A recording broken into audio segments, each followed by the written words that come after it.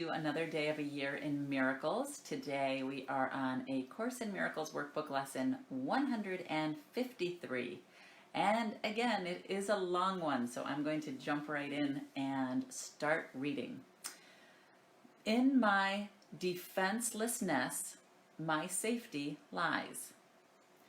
You who feel threatened by this changing world, its twists of fortune and its bitter jests, its brief relationships, and all the gifts it merely lends to take away again, attend this lesson well. The world provides no safety. It is rooted in attack, and all its gifts of seeming safety are illusory deceptions. It attacks and then attacks again. No peace of mind is possible where danger threatens thus. The world gives rise but to defensiveness, for threat brings anger. Anger makes attack seem reasonable, honestly provoked, and righteous in the name of self-defense. Yet is defensiveness a double threat, for it attests to weakness and sets up a system of defense that cannot work. Now are the weak still further undermined, for there is treachery without and still a greater treachery within. The mind is now confused and knows not where to turn to find escape from its imaginings. It is as if a circle held it fast, wherein another circle bound it, and another one in that, until escape no longer can be hoped for nor obtained. Attack, defense, defense, attack becomes the circles of the hours and the days that bind the mind in heavy bands of steel, with iron overlaid, returning but to start again. There seems to be no break or nor ending in the ever-tightening grip of the imprisonment upon the mind. Defenses are the costliest of all the prices which the ego would exact. In them lies madness in a form so grim that hope of sanity seems to be but an idle dream beyond the possible. The sense of threat the world encourages is so much deeper and so far beyond the frenzy and intensity of which you can conceive that you have no idea of all the devastation it has wrought. You are its slave. You know not what you do in fear of it. You do not understand how much you have been made to sacrifice, who feels its iron grip upon your heart. You do not realize what you have done to sabotage the holy peace of God by your defensiveness. For you behold the Son of God as but a victim to attack by fantasies, by dreams, and by illusions he has made, yet helpless in their presence, needful only of defense by still more fantasies and dreams by which illusions of his safety comfort him. Defenselessness is strength. It testifies to recognition of the Christ in you.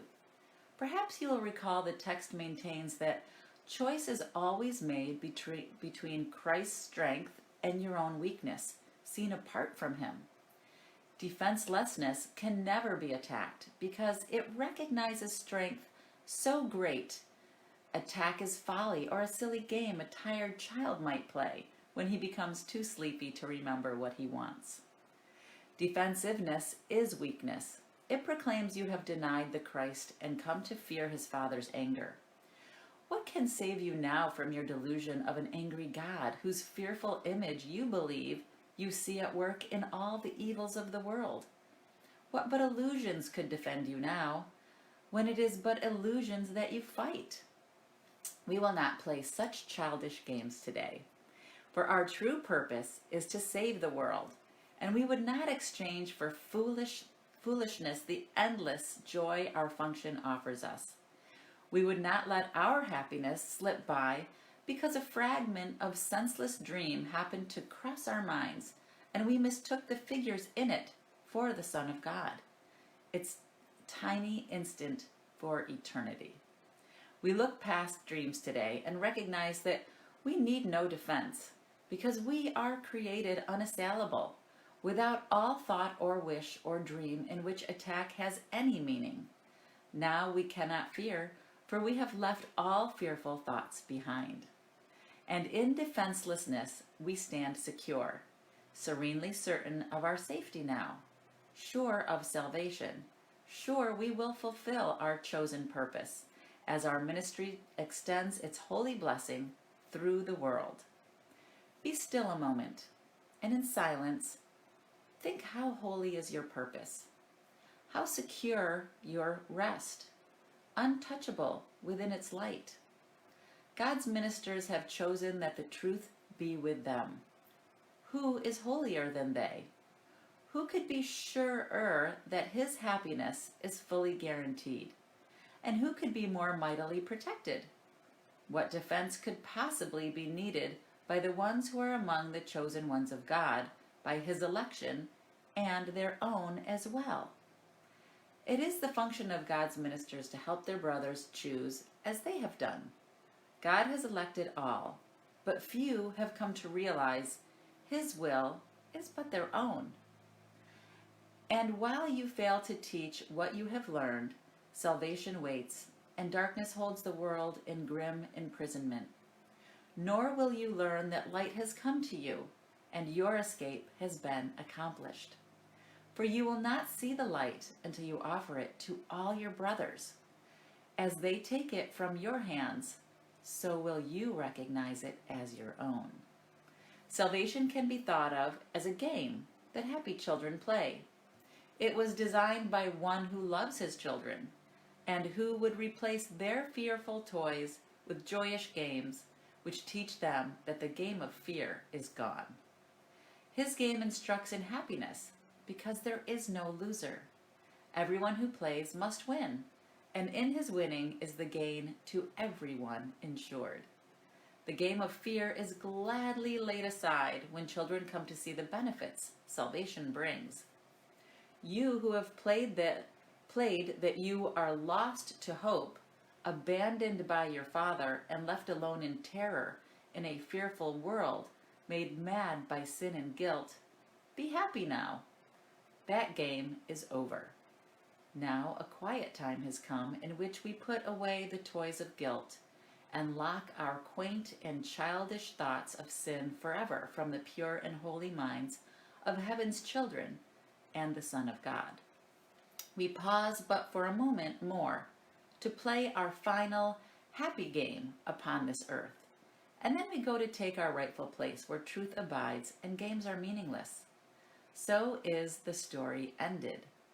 Let this day bring the last chapter closer to the world, that everyone may learn the tale he reads of terrifying destiny, defeat of all his hopes, his pitiful defense against a vengeance he cannot escape, is but his own deluded fantasy. God's ministers have come to waken him from the dark dreams this story has evoked in his confused, bewildered memory of this distorted tale. God's Son can smile at last on learning that it is not true. Today, we practice in a form we will maintain for quite a while. We will begin each day by giving our attention to the daily thought as long as possible. 5 minutes now becomes the least we give to preparation for a day in which salvation is the only goal we have. 10 would be better, 15 better still.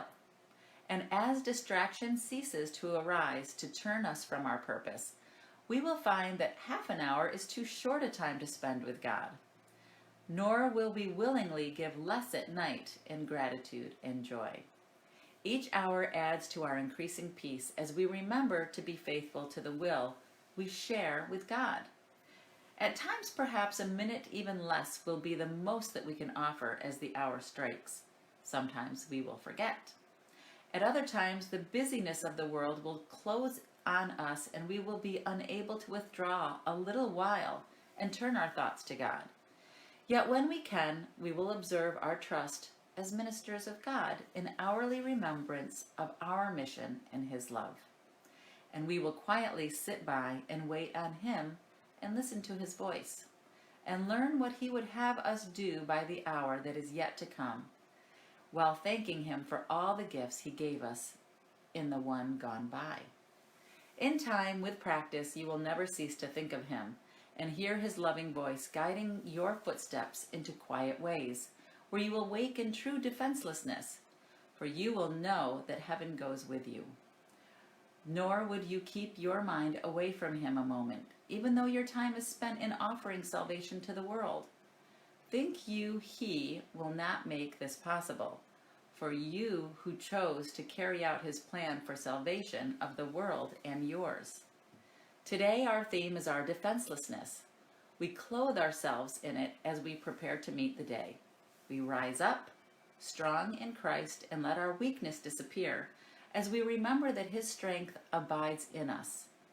We will remind ourselves that he remains beside us through the day and never leaves our weakened unsupported by his strength. We call upon his strength each time we feel the threat of our defenses undermine our certainty of purpose. We will pause a moment as he tells us, I am here. Your practicing will now begin to take the earnestness of love to help you keep your mind from wandering from its intent. Be not afraid nor timid. There can be no doubt that you will reach your final goal. The ministers of God can never fail, because the love and strength and peace that shine from them to all their brothers come from him. These are his gifts to you. Defenselessness is all you need to give him in return. You lay aside but what was never real to look on Christ and see his sinlessness. And that is it. That is our very long and very wordy lesson for today. And it is a Course in Miracles workbook lesson 153, In My Defenselessness, My Safety Lies. And I want to remind everyone again, words are but symbols of symbols. And if we look at this, there are a lot of religious connotations, right? Christ and God and heaven and all of these things and ministries that can maybe evoke some sense of like, ooh, I don't want to go down that religion road if you've been maybe indoctrinated into some type of religious practice and feel that this is either threatening your beliefs or reminding you too much of a situation that you felt uncomfortable in. But if you go back and really take a look at what this is saying, what it's saying is you are a part of that one mind of God, that one mind of love, that one mind of your source, the universe, whatever word that is that's comfortable for you. And in your defenselessness, you call upon that one mind. And you see that in your brother, right? It's about seeing that same oneness in your brother and being able to go into a situation where you don't feel attacked. And we talked before about all attack is merely a cry for help. So today, while you're in that situation of being at work or with friends or family or who you might call a foe, see that person as part of that one mind and realize that you can't be attacked because you are whole and complete, and all of that love goes with you. And when you share that love, right, that's what it talks about when it's saying being a minister of love, right?